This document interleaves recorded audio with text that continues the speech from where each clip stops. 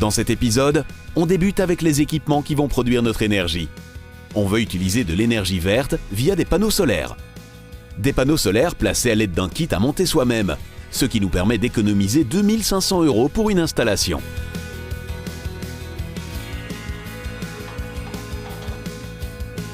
On va intégrer l'électricité à notre habitation.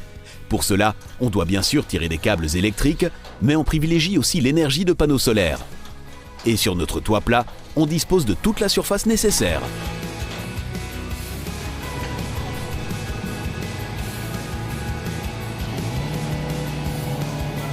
Pour atteindre le toit, on va faire usage d'un élévateur. Celui-ci va par ailleurs nous aider à monter tout le matériel nécessaire, ce qui nous épargne pas mal de complications et de temps. Assurez-vous juste de bien suivre les instructions et de ne pas surcharger l'élévateur à chaque trajet. Nous allons monter des panneaux photovoltaïques. Nous les avons commandés en kit. Avec le plan de montage, nous pouvons les monter nous-mêmes. Les panneaux photovoltaïques, couramment appelés panneaux solaires, sont constitués de cellules solaires qui vont capter et convertir les rayons du soleil en électricité. Notre habitation se retrouve alimentée par une énergie durable. Le nombre de panneaux dépend principalement de l'espace disponible sur notre toit. On va placer ici 10 panneaux orientés vers le sud, toujours plus lumineux. Les instructions pour le placement proviennent du fournisseur. Il est conseillé de mesurer au préalable la surface disponible sur notre toit afin de prévoir le bon nombre de panneaux. On a déterminé le nombre de panneaux à disposition ainsi que la mesure de notre toit. De cette manière, on sait à présent où placer les profilés. La distance de séparation est déterminée par la largeur de nos panneaux et à l'aide d'un simple appareil de mesure, on peut positionner les rails correctement.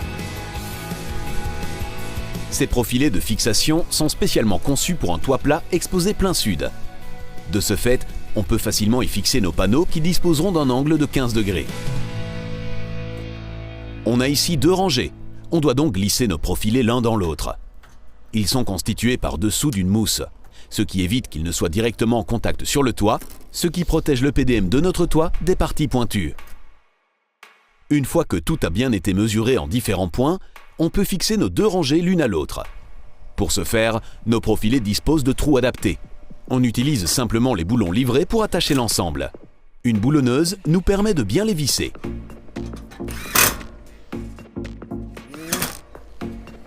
On prévoit alors pour chaque profilé un support au renfort. On le place approximativement au milieu.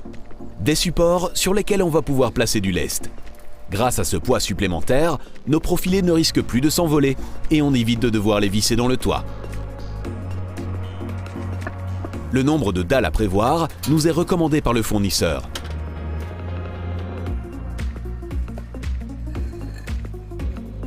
Et les panneaux eux-mêmes assurent une certaine pression sur les supports, ce qui en principe réduit la nécessité de charges supplémentaires.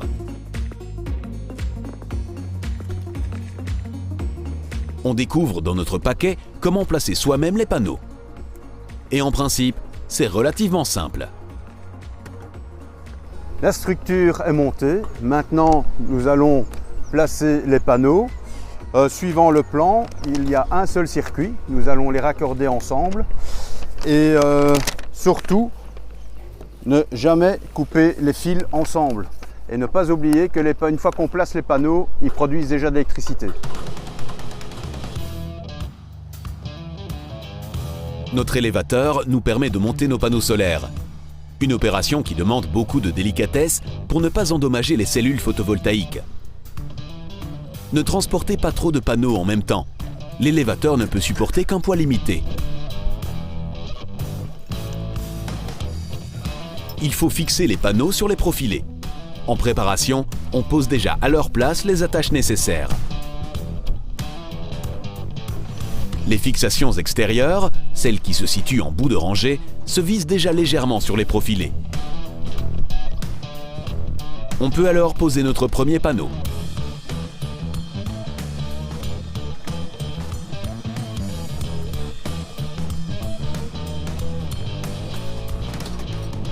En le glissant en dessous de la tâche, qui va ensuite presser dessus, notre panneau se retrouve bien maintenu. On commence avec les fixations aux extrémités et on peut de suite bien les serrer. Les pièces intermédiaires sont d'abord provisoirement attachées.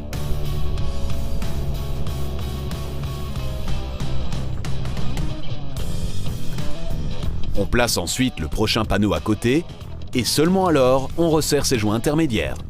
Faites bien attention lors de votre placement à toujours disposer la partie câblée du même côté.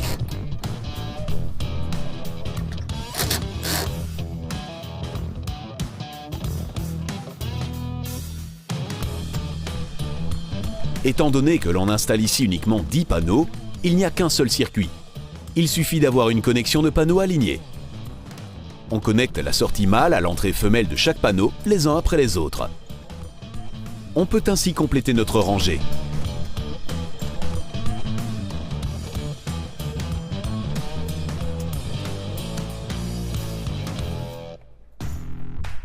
Assurez-vous que les panneaux soient toujours bien positionnés et raccordés avant de les fixer définitivement. Une fois notre rangée posée, on doit prévoir des déflecteurs de vent à l'arrière.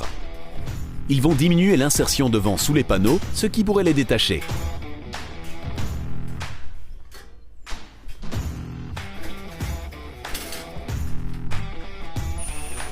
À l'aide de vis auto-taraudeuses qui nous ont été livrées, on peut facilement les attacher au profilé.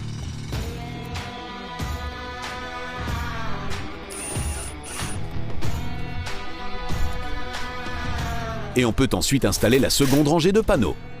On va procéder ici exactement de la même façon. On commence par placer des fixations aux extrémités afin de pouvoir glisser notre premier panneau à l'intérieur.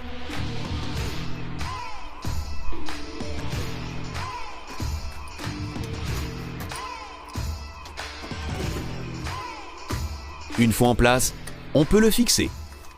On effectue les connexions entre les rangées par les rails des profilés, ce qui va occulter le câble.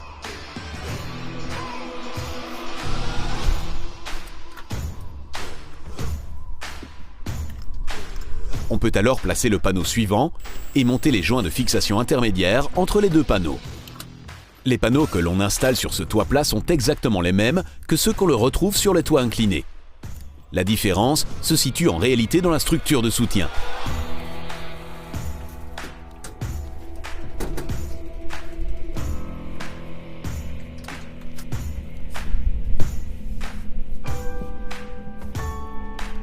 N'oubliez pas de coupler les connexions entre vos panneaux. C'est simple, on relie les connecteurs mâles et femelles.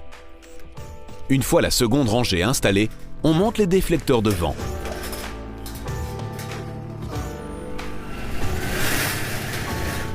Notre circuit est posé, mais il faut encore connecter nos câbles à l'habitation. Par groupe de panneaux, ce qui représente un seul circuit dans notre cas, il faut relier un câble rouge et noir. Le rouge est le positif et le noir le négatif. Mais on va aussi prévoir une prise de terre en câble jaune-vert afin de pouvoir sécuriser les profils montés. On doit à présent tirer par le toit les câbles jusqu'au panneau. Dans notre cas, le plus facile reste d'effectuer le raccordement avec notre surface de toit inclinée. On peut tirer les câbles en dessous du revêtement du toit et par-dessus le PDM. C'est idéal puisqu'on évite de réaliser des trous et tout reste bien étanche.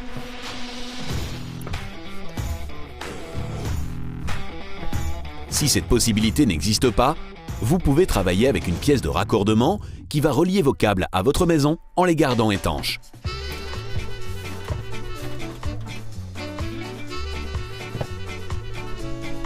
Les câbles positifs et négatifs sont tout simplement connectés à notre circuit.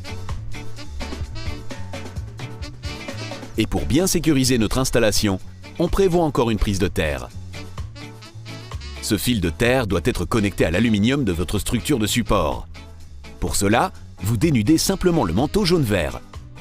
Faites bien attention à ne pas abîmer le fil.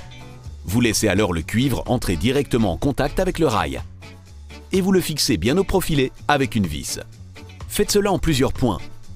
Il ne faut pas spécialement le faire indépendamment pour chaque profilé, puisque toute la structure forme un ensemble déjà connecté. Il ne nous reste plus qu'à remettre les tuiles. Et bien entendu, à relier le dernier câble au circuit. Voilà, les câbles sont raccordés qui vont jusqu'en bas. Maintenant, le restant de l'installation sera placé par le fournisseur du kit photovoltaïque. Et on termine avec l'installation de notre dernier déflecteur de vent.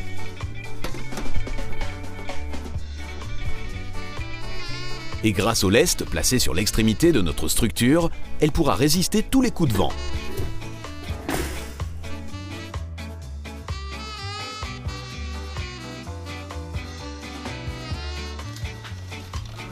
On tire nos câbles vers le bas en direction de notre boîtier.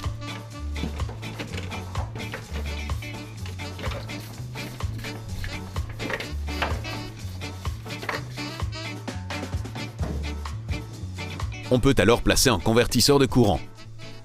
Cet appareil assure que l'énergie développée par nos panneaux solaires devienne bien de l'électricité utilisable.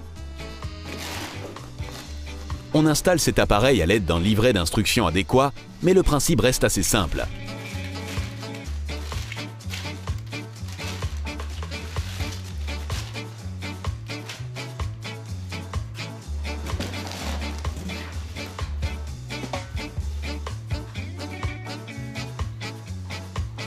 On mesure la distance qui sépare nos encoches de fixation et on les indique dans un panneau multiplex à l'aide d'un mètre et d'un niveau à eau.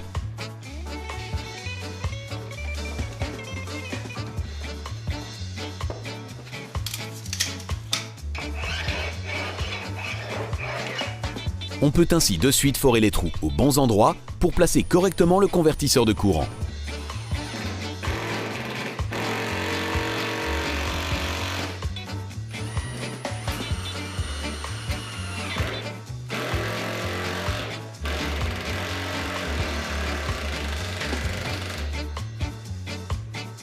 Il est cependant important de laisser un professionnel effectuer le raccordement des câbles à cet appareil. Les panneaux produisent déjà du courant et on veut éviter les accidents.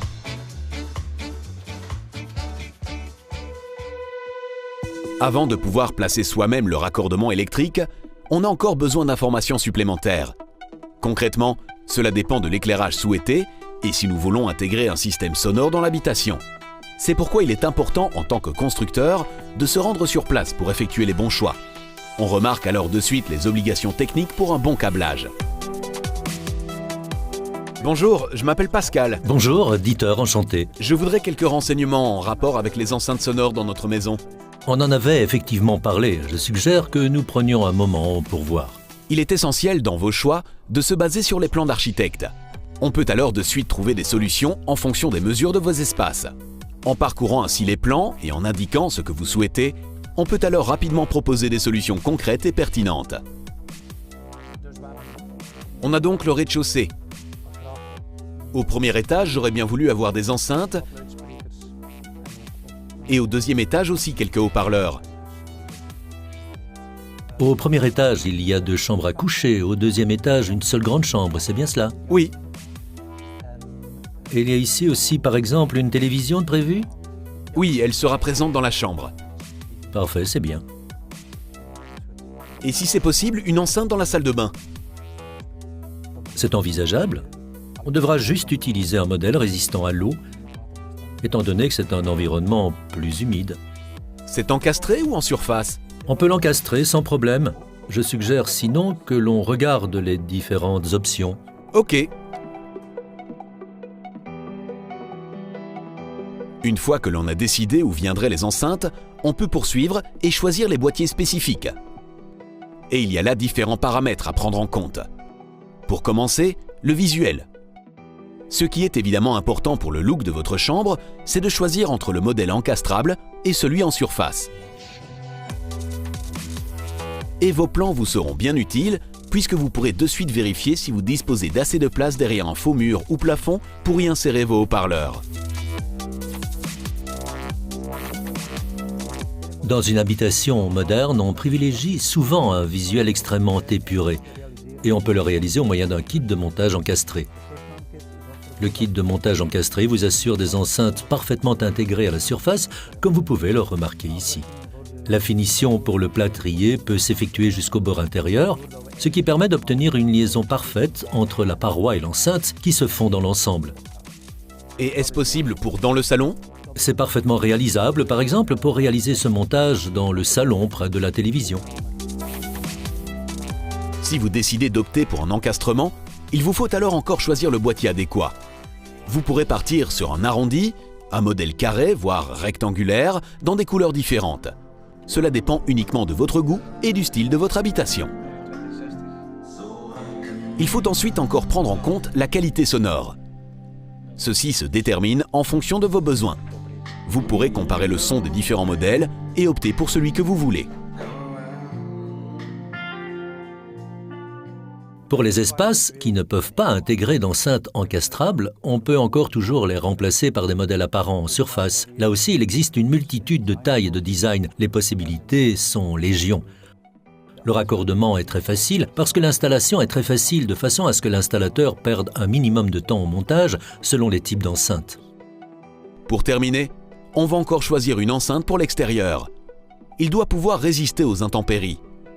Pour l'extérieur aussi, il existe bien entendu des modèles de haut-parleurs adaptés aux jardins, allées et terrasses, comme par exemple ce Curve, un design que l'on peut placer sur ou à côté de sa terrasse et qui peut y rester tout l'été et même tout l'hiver. On sait à présent ce que l'on va placer, mais bien évidemment, quelques indications supplémentaires sont toujours les bienvenues. Par exemple, quel raccordement prévoir? Tout est sans fil? Tout peut fonctionner sans fil. On opère à base d'enceintes actives qui fonctionnent aussi bien sans fil dans votre système qu'avec un câble. La variante câblée, utilisée pour les mêmes raisons, propose encore quelques options supplémentaires, quelques possibilités en plus pour le futur.